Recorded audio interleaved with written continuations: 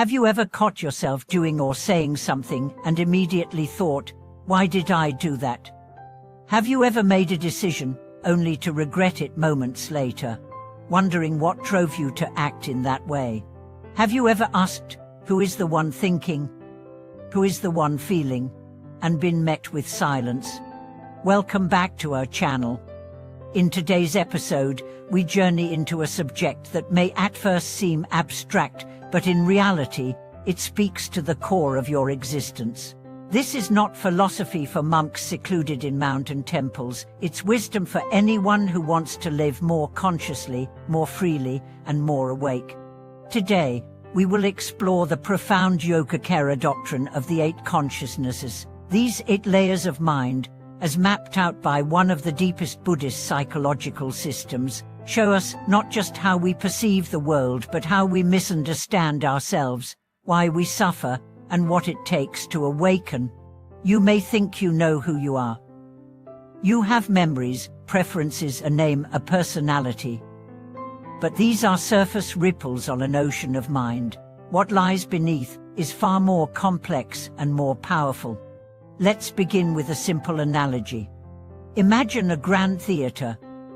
On the stage is an actor, the person everyone sees, speaking lines, expressing emotions, reacting to the script. Behind the scenes, though, is the director, adjusting the spotlight, controlling the music, managing the timing. Further back is the screenwriter, the costume designer, the investor. The audience sees the actor, but the actor is only the tip of the iceberg. Your conscious self, what you think of as night, is that actor, but behind it are deeper forces, deeper minds, influencing your every word, thought, and emotion. That is what Yogacara aims to reveal. Let's break this down, not intellectually, but experientially, as a journey inward. Start with the 5 senses: seeing, hearing, smelling, tasting, and touching. These are the first 5 consciousnesses. They gather data. Your eyes don't interpret, they see colors and shapes. Your ears hear sounds, but don't decide if they are pleasant. Your nose smells, your tongue tastes, your skin feels. Then comes the 6th consciousness, the mind that interprets. It tells you what's good or bad, ugly or beautiful, dangerous or safe. It compares, analyzes, judges. This is the consciousness you're most familiar with. It's the one you hear when you say, "I think," or "I want," but here's the twist: it's not the deepest. Most people stop here. They think this thinking mind is who they are, but the Yogacara school says there are 2 more layers beneath it: subtle, hidden, powerful. The 7th consciousness is the manas, often called the defiled mental consciousness. This is the seat of ego. It's the part of you that constantly grasps at a self, constantly defines and it whispers, "This is mine. I deserve this. They did this to me."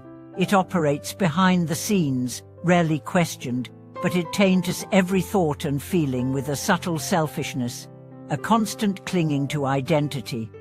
Why is this important? Because so much of our suffering comes not from what happens, but from how this inner voice interprets it in relation to me. Someone criticizes your idea, you don't just hear words, you feel attacked. A friend forgets to call, you don't just register absence, you feel rejected. Why? Because the 7th consciousness filters everything through self-centered perception. But there's more. Beneath all this is the 8th consciousness, the laya vijnana, or storehouse consciousness. This is not a thought, not an emotion. It's more like a cosmic hard drive, where every experience, every habit, every reaction you've ever had gets stored as a seed. Every time you get angry and don't resolve it, a seed of anger is planted. Every time you act out of fear, a seed of fear is planted. Every act of kindness, every moment of generosity also plants a seed.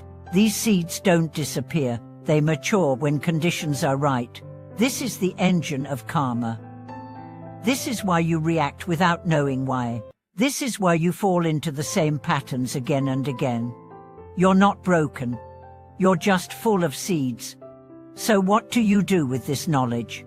You cultivate new seeds. You water different roots. You stop identifying with the actor on the stage and start connecting with the source of the script. You become a conscious gardener of your inner field. Let's make this real with a story. There was a man who kept sabotaging his relationships. Every time someone got close to him, he'd find a reason to push them away. Sometimes he'd become cold. Other times, he'd suddenly pick fights. Eventually, tired of the same cycle, he entered therapy.